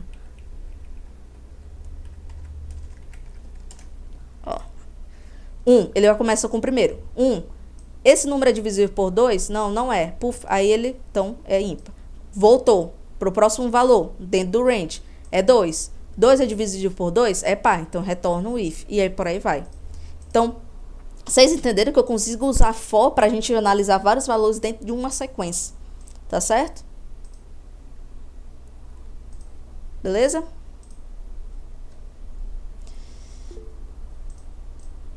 Beleza. Show. A próxima que a gente tem, outra coisa que faz loopings também, é um que eu não uso muito, confesso pra vocês. Eu não gosto muito de usar o while. O while, diferente do for, eu não tenho certeza absoluta, quantas interações eu tenho que fazer. Essa aqui é a proposta do while. Eu não tenho certeza quantos valores vai acontecer até que uma condição seja atendida. Tá certo? Então, por exemplo, eu vou mostrar uma forma muito simples de entender isso. Então, por exemplo, eu vou começar... no while, eu sempre tenho que começar com o inicializador. Porque ele vai ficar iterando em cima desse inicializador. Então, por exemplo, i igual a 0. É um inicializador. Tá vendo? Então, olha, enquanto enquanto o i for menor do que 10, ou seja, eu não sei em que momento isso vai acontecer, mas eu sei que quando essa condição for atendida, eu vou parar a minha situação. Enquanto meu i ele for menor do que 10, eu vou mostrar que o meu i vai ser o i mais 1. Enquanto isso está acontecendo, vai ser o i mais 1. Eu vou rodar isso. Olha só, não rodou nada, não aconteceu nada. Mas eu quero que vocês entendam o seguinte. Coloquei o inicializador, é 0. Enquanto o meu i é menor do que 0, ele vai pegar o i e somar mais 1. Então, ele vai fazer assim, o i igual a 0 é menor do que 10? É. Então, ele vai somar mais 1. Voltou. Agora, o meu i é 1, certo? O meu i agora é 1. Então, o 1 é menor que 10? É. Aí, então, somou mais 1. 2. Aí, por aí vai. Então, se eu ver quem é o i, então, vou mostrar quem é o i agora. O meu i é 10. Porque ele ficou somando mais 1, mais 1, mais 1, até que ele seja menor do que 10. Certo? Então, eu posso, inclusive, colocar um print aqui dentro do i para vocês verem quem é esse i. Olha só. Começou com 1. Opa, eu vou começar, inclusive, antes de interar, para vocês verem quem é o meu primeiro valor. Ele começou com 0, depois somou mais 1 e por aí vai. Ele ficou iterando até dar certo. Agora, o que acontece é que se eu não colocar nada de interação, eu não estou fazendo nada disso, ó, um loop infinito. Se eu rodar essa célula aqui, ó, em que momento o i vai ser menor? Em que momento o meu i vai ser maior do que 10? Em que momento? Se eu deixar do jeito que está? Nunca. Nunca vai ser. Porque o meu i eu só estou mostrando. Enquanto o i for menor do que 0, mostra isso. Então, se eu rodar essa célula aqui, eu estou cometendo um pequeno erro. Não façam isso quando vocês forem testar, tá?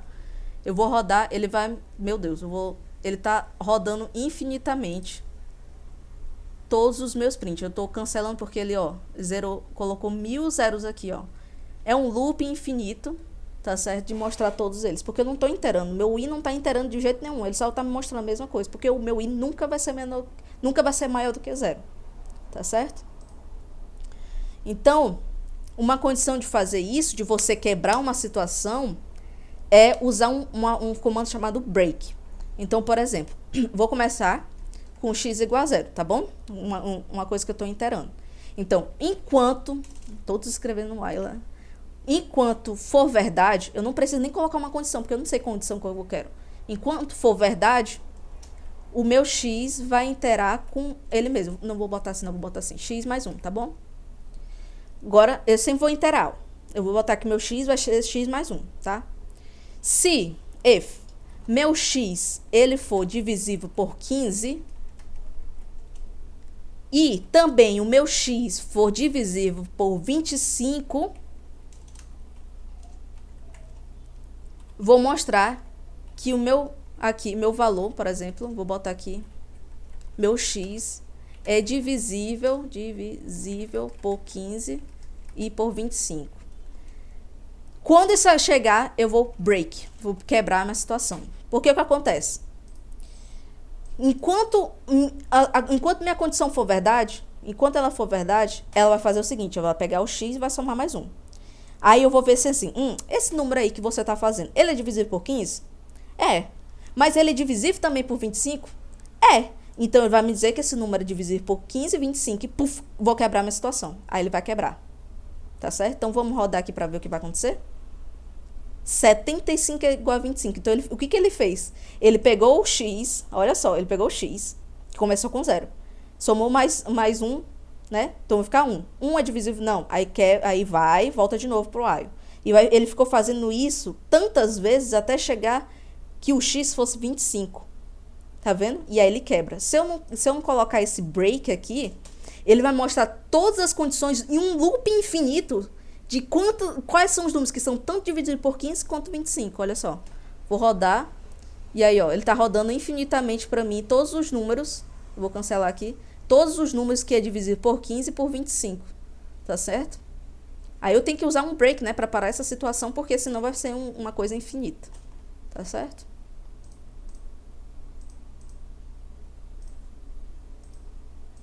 Show. A outra coisa aqui que eu coloquei que eu achei legal pra gente falar é que existe também o continue. O continue é quando eu quero que continue uma situação até chegar a outra. Então, por exemplo, eu vou usar a mesma coisa desse while para a gente só ver os números que são pares em uma certa sequência. Então, por exemplo, eu tenho que iniciar um inicializador. Então, agora, enquanto o x for menor do que 10, eu vou fazer o seguinte. Eu vou pegar o x e interar com ele mesmo, mais um. Agora, se o meu x ele for divisível por 2, Oi, pode falar. Desculpe interromper. Nesse caso, que é mais ou menos parecido com o primeiro caso que a gente colocou o i, a senhora podia apagar essa linha 5 e colocar qual o valor de x, só para eu saber qual é o último valor de x? Em qual momento aqui? Não, agora aqui. Eu vou botar um print. Não, lá nessa última linha mesmo. Aqui? A gente tá fazendo agora, Aqui. Isso.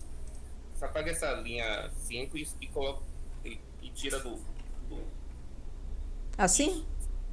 É porque eu queria saber qual é o último valor de x. Porque Pronto. eu acho que o último valor de i, quando a gente fez assim, foi 10. Nesse caso também vai ser 10, ó. Se eu botar um print aqui fora, ele vai dar 10. E por que quando eu coloco aqui dentro? Antes da interação, quando eu coloco antes da interação, vai de 0 a 9. Pois é, porque o x tá inteirando, olha só, vamos lá. Ele vai me retornar 10, inclusive, aqui, ó. Ele vai começar com ele, que é 0, mais 1. Agora vai se tornar 1. Aí o print vai ser igual. É diferente se eu colocar antes da interação. Porque antes da interação, o meu x ainda não inteirou. Tá vendo, ó? Eu vou colocar uma barrinha aqui só pra gente separar bem direitinho, ó. Olha só.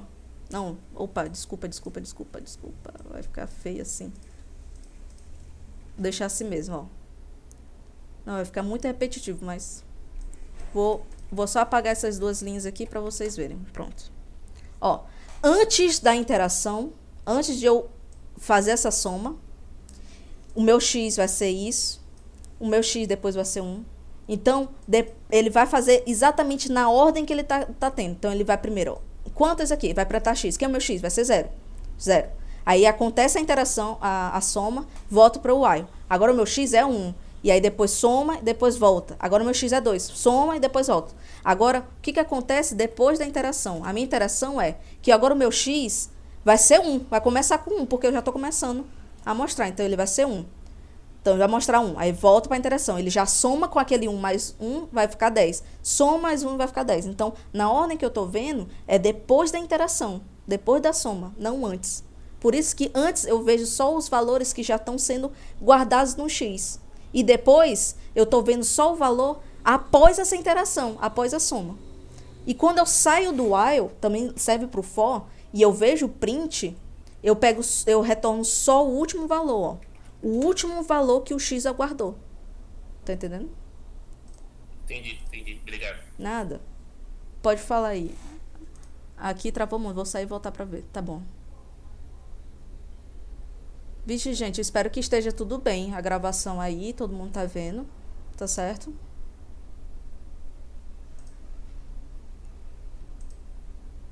Certo. Beleza. Então, esse é o... Nossa, tem algum problema aqui? Apareceu uma mensagem pra mim. Não tá tendo nenhum problema não, né, galera? Todo mundo tá me vendo? Todo mundo tá vendo minha câmera se mexendo? Tá tudo ok? Só confirme pra mim. Tá bom, perfeito. Perfeito. Tá bom, então esse aqui é o while. E aí eu falei que existe o continue também, né? Como é que é? É quando eu vejo a situação, por exemplo, para continuar sem eu fazer nada. Por exemplo, esse aqui, né? X igual a 0. Ah, não, tá aqui, né? Mas eu vou deixar para não bagunçar. Vou botar x igual a 0, while x é menor do que 10. Vamos lá. Agora eu vou interar do x, que é igual a x mais 1. Tá bom? Eu não estou escrevendo x mais 1 assim, que também dá certo. É só porque eu não sei o quão difícil é entender essa parte de condições e de interações. Aí por isso que eu estou resolvi só escrever dessa forma para todo mundo entender o que está acontecendo de fato, tá bom? Se eu colocar assim, ó, eu quero que só me mostre os números pares. Se eu quero só os números pares, eu preciso descartar aqueles que não são números pares. Então, por exemplo, se eu botar if o meu x, ele for... Eu não quero que ele seja diferente, por exemplo, diferente. Essa é a fórmula de diferente que a gente viu aqui, ó. Aqui, ó. Diferente de um operador diferente, ou seja, não é igual. Então, vamos aqui.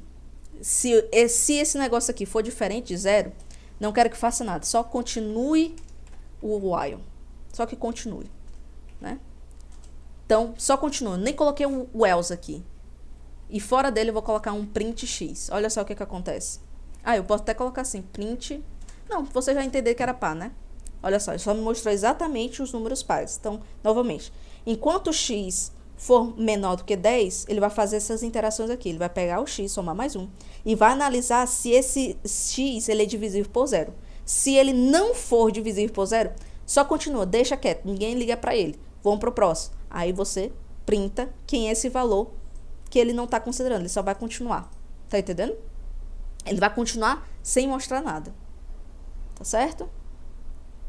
Então, só para finalizar, novamente, só para vocês entenderem bem, a diferença do for pro while é que o for, eu sei desde antes quantas quantidades eu vou ter, quantas quantidades eu vou usar. Então, por isso que eu uso dentro de, por exemplo, uma coleção de valores, porque eu sei quantos elementos vai rodar ali dentro. Diferente do while. O while eu não sei quantas vezes isso vai acontecer, até que uma condição seja satisfeita, seja verdadeira. Tá certo? Então, galera, a gente já viu muito bem sobre arrays, como a gente trabalha com eles. E agora eu queria falar para vocês uma coisa muito importante, que na verdade já é um grande preparativo para vocês mexer com conjunto de dados, data frames, planilhas. O que acontece? Você, quando vai trabalhar, seja para analisar um dado, seja você está fazendo uma pesquisa, está fazendo inclusive um relatório de física, ou está trabalhando em algum relatório de vendas, alguma coisa do tipo, você sempre vai ter uma linha e vai ter uma coluna. Concorda comigo? Eu tenho uma linha e uma coluna. Porque a coluna representa, por exemplo, o nome do vendedor, ou, por exemplo, não sei, por exemplo, a amostra química que você trabalhando no laboratório, alguma coisa do tipo. E nas linhas você tem os valores relacionado a isso. Por exemplo, o valor que foi no seu elemento lá que você está produzindo, a quantidade de mols, não sei. Ou, por exemplo, a tabela de vendas, em quantas vendas aquele carinha vendeu naquele ano, naquele mês. Então, você trabalha com linhas e colunas. E até agora a gente trabalhou com linhas, né? Com valores unidimensionais. No mundo real, a gente trabalha com valores bidimensionais, certo? Então, e tem gente que, se, por exemplo, trabalhasse com machine learning, deep learning, alguma coisa do tipo, trabalhava com N dimensões. Então, cada variável vai ser uma dimensão diferente. Mas isso não inclui nesse curso, mas é só para dizer que agora em diante a gente vai trabalhar com arrays bidimensionais. Como é que a gente trabalha com isso? Então, eu vou copiar aqui para vocês bem direitinho. Olha só, vou colocar aqui iniciação de arrays bidimensionais. Olha só. A gente trabalhou com arrays de uma dimensão, imagine que era aqueles pacotezinhos, certo? E array em duas dimensões é simplesmente eu estou projetando várias linhas uma embaixo da outra. Imagine que cada uma delas aqui seja um bloco de array diferentes, tá certo? Então, como é que a gente visualiza isso? Vamos criar esse array 2D que eu coloquei aqui, exatamente como é que o Python entenda isso. Então, por exemplo, eu vou ter que meus dados vai ser num Py array, e aqui dentro eu vou botar como se fosse uma lista, tá? E vou dar um espaço. Ele até quebrou bem direitinho para mim aqui. Ele criou uma lista, tá? Dentro dessa lista eu vou colocar outras listas. Então, se eu colocar outra lista aqui, vamos colocar aqueles valores: 7.9, 7.1, 5.7, na ordem que eu tô lendo aqui, ó, nas linhas, tá certo? 7.1, 3.6, 2.3, 1.7. Finalizei a minha lista e vou dar uma vírgula. Essa vírgula vai me dar direito de eu colocar uma outra lista aqui dentro. Para não ficar tão cansativo, eu vou só copiar aqui o que eu tinha criado, mas é exatamente isso, é como se fosse a segunda linha aqui, ó, tá vendo? 9.9, 8.5, tá tudo aqui. Vírgula, acabei, vou criar outra lista, e agora minha lista vai ser essa daqui, ó. Pronto, deu certo, eu vou rodar isso aqui. Não vai acontecer nada, eu posso ver os dados. Se eu ver os dados, olha só, ele me deu o array, tá vendo que ele tá me dizendo que é 1 e 2. Então, essa daqui tá me dizendo que existe uma dimensão e cada dimensão vai ter mais outras dimensões. Então, como é que eu sei quantas dimensões tem? A gente pode usar o shape. Então, eu vou botar um dados, esse dados eu vou acessar um valor dele. Então, veja só, eu vou dar ponto e eu vou acessar algo dele. Não, perdão, não é assim não, desculpa. Que eu tava confundindo com o shape que a gente obtém no data frame. É assim, desculpa, pessoal, é NumPy shape, tá? Eu vou acessar o shape, que retorna o formato do meu array, e vou colocar dados. Perdão, é assim que a gente coloca. Do NumPy, do shape. Vamos ver o que ele vai retornar? Pronto. O que ele está me retornando? Ele vai me retornar uma tupla, e na ordem, como é que eu leio ela? Quantas linhas tenho e quantas colunas eu tenho? Quantas linhas eu tenho aqui? Eu tenho 3 linhas, olha só, 3 linhas e 6 colunas, olha. Então, eu estou dizendo que é um array bidimensionais de 3 linhas. Ó. Então, eu posso acessar por índice. Então, se eu chamar isso aqui de dimensão.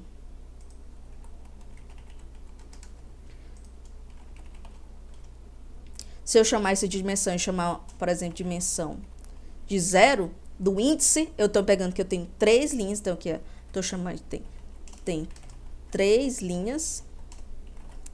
E a minha dimensão 1, que é outro elemento, vai ter, vamos ver, 6 linhas, tem 6 colunas. Então, eu estou criando dados como se fosse o início de um data frame, de uma planilha.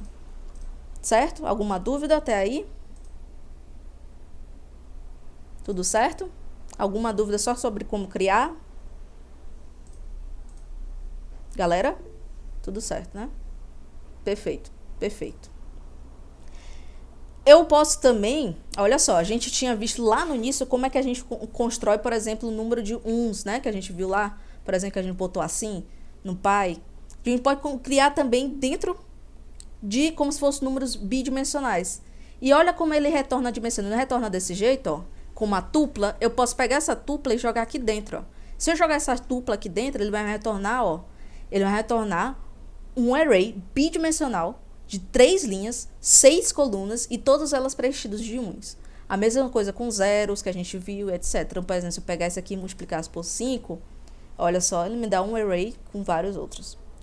E aí, eu posso, inclusive, também fazer, deixa eu ver aqui, fatiar também os meus arrays. Então, por exemplo, vamos pegar aqui os meus dados, olha só. Vamos fatiar eles, né? Vou usando o slicing de arrays em 2 dimensões. Vocês se lembram quando a gente fez isso na nossa última aula, que a gente fez aquele... Pegou um vetor, certo? E aí a gente acessou os valores deles pelos índices. Vocês se lembram disso que a gente fez? Vamos fazer isso agora com dados bidimensionais. Então, por exemplo, a gente vai pegar dados, esses aqui são os meus dados, e aí eu vou colocar esses colchetes para acessar os índices. Dentro desses índices, sempre vai seguir nesse valor, sempre, não importa em que momento você vai estar no curso ou em qualquer coisa que você esteja fazendo, seja trabalhando com pandas, NumPy, sempre. A linha vem primeiro e a coluna depois. Isso é muito importante, é linha, coluna, nunca coluna e linha, é sempre linha e coluna, tá bom? Então, a primeira, por exemplo, eu quero acessar a primeira linha, o índice, na verdade, o índice 1, né, que seria como se fosse a segunda linha. Então, eu quero acessar esses caras aqui, ó.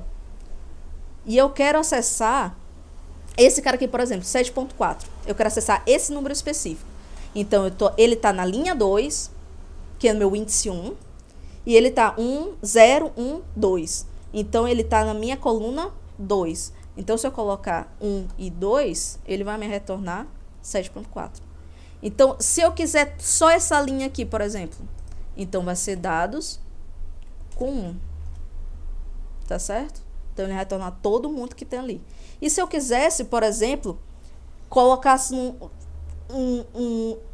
uma submatriz daquela matriz, por exemplo. Se eu quisesse pegar, por exemplo, a linha 1, essa linha aqui, se eu quisesse pegar essa partezinha aqui, por exemplo. É porque não tá vendo. Desse 9.5, 8.5, 12.8, 10.8. Eu quero só essa partezinha aqui. Como é que eu faço? Então, vamos lá. Eu vou pegar aqui dados. Vai ser a primeira linha. Vai ser, eu quero 1 da primeira linha. Todos os valores. Todos os valores. Que comece da primeira linha. Ou seja, das primeiras linhas até as últimas linhas que ele tem. Que seria dessa daqui até para baixo. Mas eu quero só até a segunda coluna, ou seja, eu quero até bem aqui, eu não quero todas as colunas. Então, 0, 1, só que aí eu tenho que incluir mais um, porque sempre é exclusivo os índices. Então, vai ficar, quero todo mundo até 2. Que é a mesma coisa de eu colocar 0 aqui, viu, galera? Eu não sei se a gente já tinha visto isso, mas é só colocar como 0 também. Tá bom? Opa, perdão. Ele não reconheceu, perdão. Pronto, agora deu certo. Então, eu peguei exatamente esse intervalo. Esses 2 pontos estão dizendo que eu estou pegando o intervalo. Quando eu não digo quem é esse intervalo, ele vai pegar todo mundo. Tá certo? E eu botei 0 aqui e não dava certo. Tinha que ser esse daqui como 0, né? Vamos ver se dá certo. Dá certo. Esse aqui, até o -1, por exemplo. Vamos ver se vai dar certo. Ele vai retornar o -1. Tudo bem, galera? Ou ficou meio confusa essa partezinha de coisas? Deixa eu ver aqui de submatrizes, digamos assim, né? Tudo ok, perfeito. Pronto. Eu consigo fazer operações com esses arrays, por exemplo, se eu pegar aqui dados, dos nossos dados aqui, eu consigo, por exemplo, todos eles elevar ao quadrado, porque, novamente, os numpys, o numpy, ele permite colocar todos os elementos ao quadrado, por exemplo, elemento a elemento. Eu posso, inclusive, pegar esses valores e pegar e colocar num seno, por exemplo. Ele vai me retornar o array, que cada valor é o seno desse valor. Tá certo?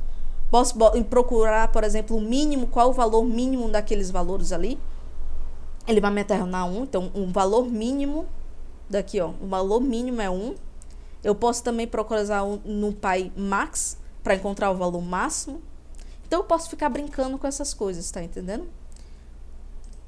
Última coisa que eu coloquei ontem, inclusive, foi justamente por causa de algumas pessoas que tinham falado sobre SciPy e etc. Eu fiquei pensando assim, bom, talvez essa pessoa que esteja falando SciPy, ela já tenha um certo conhecimento de álgebra linear. Então, o que eu vou falar aqui para vocês, não sei se todos vão pegar, mas é só operações de matrizes, tá bom? Então, vamos aqui, eu vou definir para vocês uma matriz, por exemplo, uma matriz 2×2. Então, por exemplo, NumPy, array, e aí eu vou criar, abro mais um, vai ser 0, 0.5, e aí eu vou colocar outra matriz de -1 a 2, por exemplo. Vamos ver quem é esse A aqui. Pronto. É um array bidimensional, tá certo? Eu posso pegar ele e multiplicar por 5, a gente já viu, então ele vai fazer toda a operação. E eu posso, por exemplo, criar um outro array aqui, ó, NumPy array de uma outra matriz, por exemplo, 2, 0.5, menos 0.5, e 3 e 1.5, tá? Eu vou fazer o produto de matrizes. Vocês se lembram como é que faz produto de matriz? Eu pego a linha da primeira coluna, da primeira matriz, e multiplico pela coluna da segunda matriz, né? Que a gente soma os valores e multiplica por eles. Vocês se lembram disso? Vocês se lembram como é que é o processo? Como a gente multiplica as matrizes? Pronto, é isso que a gente faz, né? Linha vezes a coluna.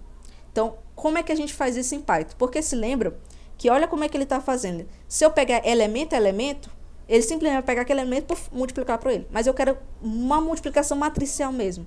Como é que eu faço isso? Eu pego NumPy, dot, e dentro do dot eu vou pegar a primeira matriz multiplicado pela segunda matriz. Quando eu retorno isso, olha só, ele vai me dar essa coisa. Então, eu vou ficar 0 mais 0,5, multiplicar, 0 vezes 2, mais 0,5 vezes 3. Né? Então, ele faz linha e coluna, tá certo? Então, esse dot faz essa multiplicação de matrizes. Tanto que, se você pegar o NumPy dot e fazer de B com A, ele vai fazer o contrário, porque agora eu estou pegando a linha desse e multiplicando pela coluna de A. Então, veja que é diferente, né? Então, essa matriz A. Ah, mas eu não quero que seja assim. Eu quero que seja valor por valor. Então, 0 com 2, 0,5 com 0. Ou seja, não importar se é linha e coluna. Como é que eu faço isso? É muito simples. Só pegar o A e multiplicar por D. Deu certo. Isso aqui é a mesma coisa de eu fazer ao contrário? Vamos analisar isso usando condição? B vezes A. Ah, então ele me disse que é verdadeiro, olha só. Então eu consigo dizer que esse negócio de elemento a elemento tá dando certo. Diferente desses dois aqui que não faz a mesma coisa. Vocês podem até se perguntar aí a transposta. Transposta é quando a minha linha se transforma na coluna e a coluna se transforma na linha, por exemplo. Esse aqui é o meu A, né? Para me transformar na transposta, eu boto A, ponto T. Olha só, agora minha linha se transformou em coluna e a coluna se transformou em linha. Eu boto só um ponto T, tá bom? Um Tzão grandão. Certo. Tudo tranquilo, galera? Só para finalizar a questão de loopings, que eu não tinha falado, mas é porque eu estava esperando esse momento de falar para vocês sobre isso de matrizes bidimensionais. Eu estava esperando esse momento para falar de que existe loop dentro de looping. A gente viu if dentro de if, mas também existe looping dentro de loop. Principalmente o for para isso. Isso é muito importante porque muitas vezes você vai fazer isso, muitas vezes mesmo. O looping dentro de looping.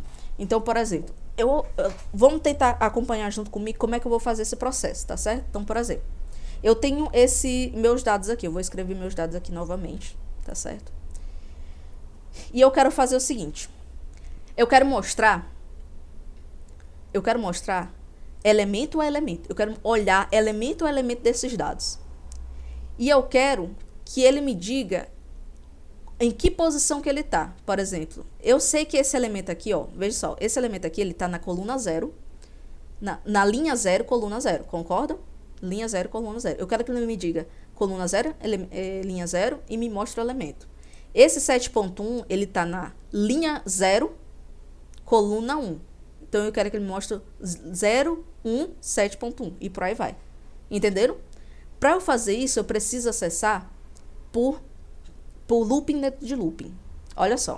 Eu vou escrever assim, ó. Para cada linha, certo? No range. Desse range. Só para mostrar para vocês o que exatamente que eu vou fazer, ó. Quando você se lembra quando eu uso no PyShape de dados? Não, eu vou fazer o seguinte, no PyShape de dados, ele dá isso aqui. Se eu colocar para indexar com 0, ele vai me retornar o primeiro valor. Então, isso aqui ele retorna uma tupla e eu estou acessando o primeiro índice dele, que é o 0, que é o 3, certo? Então, eu vou colocar aqui, ó. Eu vou botar número de linhas. Vai ser esse cara aqui. Opa, desculpa. E o número de colunas é o NumPy shape de dados do índice 1. Ficou muito confuso, galera? Exatamente o que eu fiz aqui, para ninguém se perder exatamente o que eu vou fazer. Todo mundo entendeu? Eu tô pegando para saber quantos números de linhas eu tenho e eu botei que o índice vai ser 0, porque esse cara me retorna uma tupla. E eu tô pegando primeiro nesse. Beleza. Ok, show. Agora eu vou botar para cada linha, dentro dessa quantidade de valores que eu tenho, eu poderia só colocar 3 aqui. Poderia, sem problema nenhum. Mas eu tô forçando vocês pra gente aprender esse tipo de coisas, que é sutil. Porque imagina que você tá trabalhando e do nada mudou a quantidade de linhas e colunas. Você se perdeu. Aí você tinha que entrar no for e arrumar. Não, aí tô forçando vocês a gente usar um resultado sem eu escrever literalmente o 3. Porque eu sei que o resultado aqui é 3. Então eu vou colocar... Para cada linha num range de número de linhas, eu vou fazer o seguinte. Vou fazer algo, mas eu não vou mostrar o que é. Agora, para cada coluna em range do número de colunas, eu vou fazer alguma coisa. Então, olha só, eu estou com for dentro de um for. Eu tenho linha e coluna. Cada elemento interável é responsável por uma coisa dessa. Então, cada linha e coluna. Então, olha só, eu vou mostrar assim, eu vou mostrar um print... E eu vou colocar um f-string para vocês verem. Então, vai ser, ó. Eu vou chamar assim, ó. Linha, coluna, tá? Linha e coluna. Essa minha linha e coluna vai ser...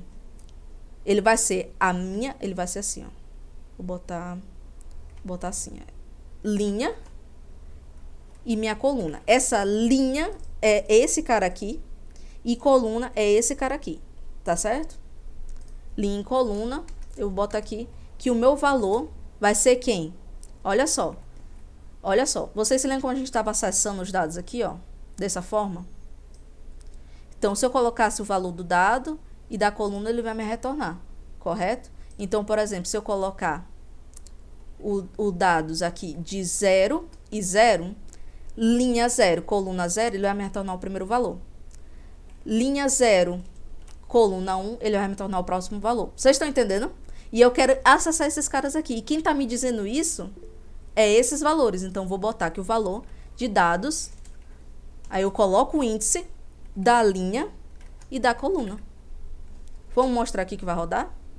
Olha o que ele mostrou para mim. Deixa eu só ver o que falaram aqui no chat. Ah, não. Só mandaram um sim. Certo. Olha só. Olha o que o nosso for fez.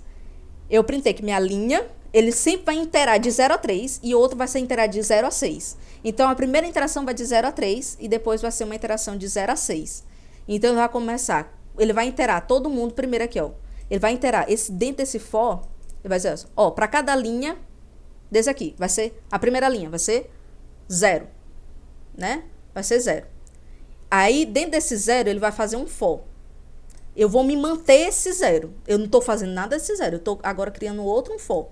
Para cada coluna. Meu coluna vai até 6. Então, veja só. Ele vai fazer isso daqui, ó. Esse cara aqui, ó. Essa primeira parte aqui é responsável pelo primeiro 0 que está dentro de linha. É a primeira interação desse for aqui grandão. É a primeira interação. Quando acabou, agora o meu não é mais 0, vai ser 1. Aí ele faz outra interação e faz isso aqui, ó. E cada valor desse aqui, ele está interando por causa dessas colunas, que vai de 0 a 5, né? Que são 6. Então, ele vai fazer, ó, linha e coluna, vai ser 0 e 0. Linha, 0. Aí, o valor vai ser aquele primeiro valor que a gente pegou lá do índice. Agora, a minha próxima vai ser, continua a minha linha 0. E a próximo índice, dentro desse meu segundo for, é 1. Aí, ele vai mostrar o valor que tem lá, do 0 e 1. Eu botei 0 e 1 aqui dentro. Depois, acabou dentro desse for. Volta de novo para esse for. Desse segundo for. Vai para 2 e por aí vai. Quando acabou todo mundo desse for, ele sai desse for, desse lim, e volta pro forzão grande, pelo for principal. E aí retorna, agora vai sendo 1. E aí continua. Todo mundo entendeu? Ou ficou meio confuso essa partezinha? Galera? Ficou claro? Deu para acompanhar? Perfeito. Qualquer coisa, como tá gravado, vocês podem ver, pode testar, botar algum valor para ver o que acontece, tá certo? Eu até coloquei aqui um exemplo mais simples. Acabei de lembrar que eu coloquei aqui uma forma mais simples para vocês verem. Veja só. Se eu escrever aqui uma lista de frutas, tá? Eu vou copiar com a minha lista de frutas que eu coloquei aqui. Um exemplo bem simplesinho, tá? Então, eu tenho maçã, melão, banana, laranja. E eu percebi que toda vez quando chega próximo do final da aula, eu falo de comida, né? Poxa. Mas, enfim, ó. For. Para cada fruta em lista de frutas, eu vou acessar um outro for. For. Para cada letra em fruta, ou seja, eu estou acessando para cada letra de um interator que está outra lá. Eu vou mostrar quem é a letra, por exemplo. Olha só. Para cada fruta em fruta. A primeira fruta é maçã. Para cada letra em fruta. Quem é a fruta? É a maçã. Qual é a letra dela? M. M, aí volta para cá. Ainda não terminou. A, depois C cedilha, depois volta A. Acabou a fruta maçã? Acabou. Agora volta de novo pro for. Qual é a próxima fruta da lista de fruta? Melão. Aí entrou no melão. Para cada letra em melão, eu vou mostrar o M, o E, o L. Vamos botar assim só pra gente ver o end. Um ponto. Vocês entenderam? Ficou mais fácil, sim, eu não sei. Que eu achei engraçadinha essa partezinha com frutos e tal. Deu certo, tá acabando, prometo pra vocês. Bom, por fim, eu queria falar uma coisa pra vocês que é muito importante antes da gente mexer com dados de fato. Muitas das vezes, o que a gente viu até agora foram dados determinísticos. Ou seja, são dados que eu sei que isso é um valor, eu sei que é uma letra maçã, uma letra é uma palavra, é um string, eu teve um valor, eu fiz uns cálculos, mas muitas vezes, na vida real, ou mesmo quando você está fazendo algum trabalho, quer testar esses valores, você usa uma certa aleatoriedade. Uma aleatoriedade, que na verdade a gente está entrando em números aleatórios, tá certo? Uma aleatoriedade. Então, os números aleatórios, eles estão presentes em muitas coisas que a gente faz, certo? A própria natureza tem processos aleatórios. Inclusive, se você já for na seara da ciência em Fortaleza, né? Aqui em Fortaleza, aí eu sei que lá no finalzinho tem um instrumento, um experimento, né? Que são várias bolinhas, aí quando você vira, ela vai lá, elas têm um movimento aleatório e essas bolinhas elas estão caindo em buracos diferentes, mas quando são muitas bolinhas, elas caem e formam uma distribuição normal, uma distribuição gaussiana, né? Então, o mundo está cheio de valores aleatórios. Por que não usar em Python números aleatórios? Os números aleatórios em Python é complexo. Como é que o Python, uma máquina, geraria um número realmente aleatório? Eles não geram números aleatórios. Na verdade, são números pseudos aleatórios. Eles seguem um período de repetição muito alto. Inclusive, eu vou acessar aqui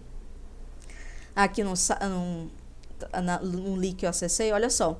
Eles têm um período, não sei se vocês conseguem ver, se está muito pequeno, mas ele tem um período de repetição de 2 elevado a 19.937, menos 1. Então, o período de repetição deles é muito alto. Para você fazer um número desse, meu amigo, você deve estar trabalhando não sei nem o que de tantos os números para chegar nesse valor. É um número muito absurdo que, né? Então, pois é, então ele tem um período de repetição, mas para você chegar nesse período de repetição, não tem como. Então, por isso que é possível usar números pseudos aleatórios, porque por mais que eles não sejam completamente aleatórios, porque eles seguem uma equação, né, que é essa do Menes-Twister. Não sei se parece aqui a equação, mas vocês podem jogar na internet e tem umas contazinhas como é que faz isso. Mas, enfim. Vou apagar aqui rapidinho. Pronto. Então, como é que os números aleatórios funcionam? Então, no NumPy, existem algumas que a gente acessa pelo random. Então, você pode, por exemplo, ter um NumPy e aí dentro dele tem um módulo chamado random, tá bom?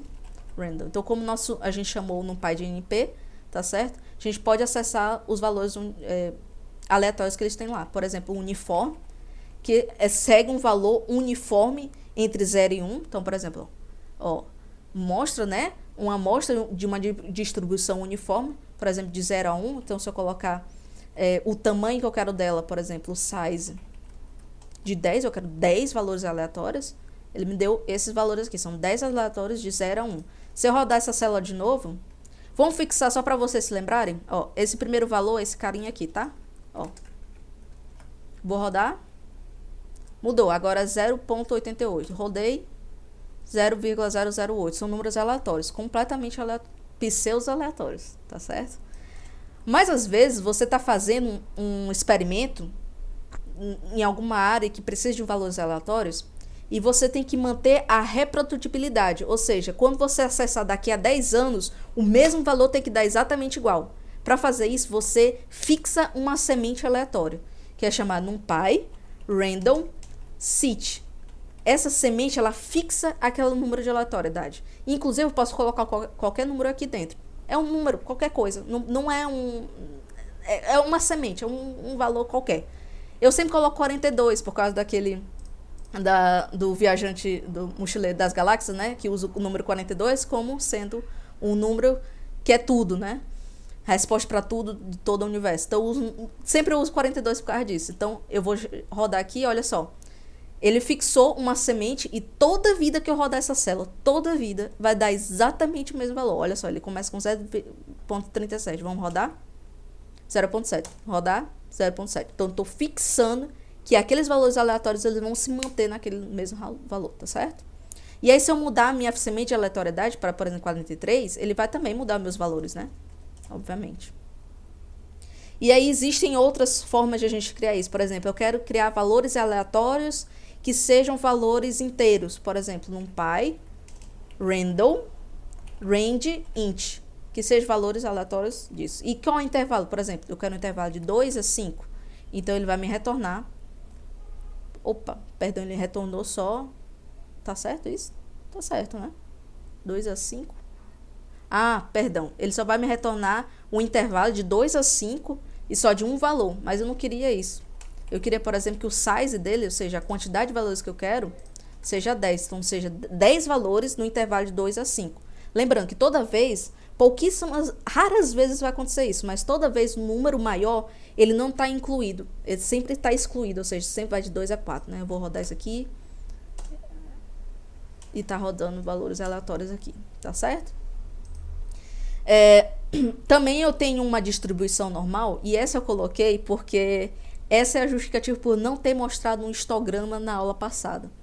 Olha só, se eu botar, por exemplo, daquele caso lá do experimento que tem na Seara da Ciência, que é das bolinhas, esse movimento é uma distribuição normal, ela segue uma gaussiana. Então, por exemplo, se eu pegar um random, range n, que é, retorna de uma distribuição normal, uma gaussiana, certo? Então, eu vou pegar que seja um valor aleatório, por exemplo, 100 valores aleatórios. Então, olha só, ele me gerou 100 valores aleatórios numa distribuição normal. Vamos plotar esse cara para ver o negócio? Eu coloquei o import plot, não já? Eu acho que já. Então, não preciso importar ele de novo. Eu vou chamar esse cara aqui dentro, com 100 mesmo, com esses 100 valores aleatórios. Opa. E vamos plotar ele? Para plotar ele, uso o PLT plot, que eu já tinha definido o matplotlib, né? E eu vou colocar um hist. Um hist é de histograma. Eu não preciso colocar xy, porque a gente sabe que um histograma é os valores de x e o y são as frequências, né? Então, eu vou botar um x aqui. Eu vou botar um PLT show aqui pra gente ver direitinho. Olha só, ele me deu isso aqui. Se eu rodar essa célula de novo, ele vai me dar isso aqui. Poxa, mas tá ruim de ver, não tá? Eu vou colocar aqui um parâmetro, que é colocar o edge color, acho que é assim o nome, para black. Também pode ser K, né? Pronto. Agora todo mundo tá vendo bem direitinho, né? Eu tô rodando. Eu posso montar, por exemplo, o número de bins, que é o número de barrinhas que eu quero. Por exemplo, eu quero 10 barrinhas, não, 20 barrinhas. Olha aí, tenho 20 barrinhas, agora tudo certo. Agora, para aqueles que já estudaram a estatística, eu vou... Pode falar, Romário. Romário? Enfim. Galera, só uma perguntinha aqui para aquelas que já estudaram... Permitir. Pessoal, uma perguntinha aqui para aqueles que já estudou estatística, alguma coisa de tudo. Se eu aumentar o número de valores aleatórios no intervalo que segue uma distribuição gaussiana, uma distribuição normal, o que acontece com esse gráfico aqui?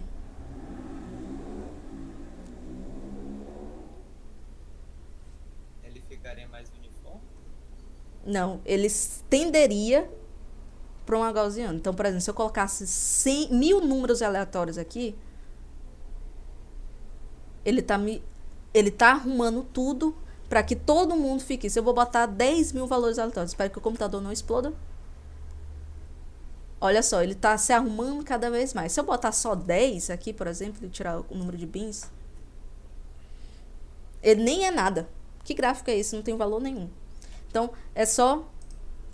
Se eu botar 20 aqui para vocês verem. Também não tem sentido nenhum.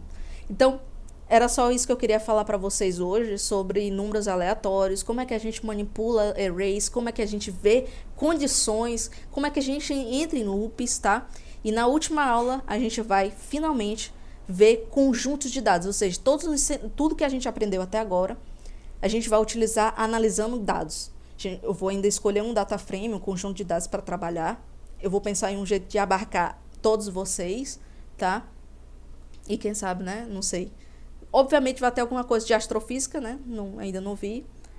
Pronto, eu ia pegar, independente do que acontecesse, eu ia pegar alguma coisa de astronomia. Meu coração não me permite, tá? Aí a gente vai ver, tá bom? Alguém tinha pedido também alguma coisa que envolvia vendas, uma coisa assim. Mas eu vou ver, é mais fácil também de trabalhar. Mas fica aí, qualquer coisa, tá certo, tá bom? We've come a long, long way together.